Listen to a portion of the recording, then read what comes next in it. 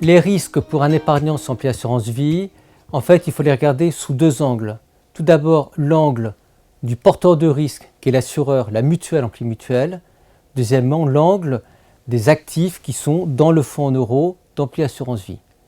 Si on regarde l'assureur en pli mutuel, comme tout assureur en France, il y a un risque très potentiel de faillite de l'assureur.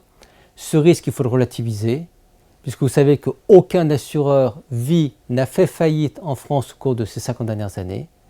Deuxièmement, en pli mutuel, comme tous les opérateurs faisant des activités d'assurance, est surveillé par l'autorité de contrôle des assurances. Donc je dirais ce risque est théorique, dans la pratique, il n'a aucune chance de se réaliser. Deuxième risque pour l'épargnant qui est un risque théorique, qui est la remontée des taux.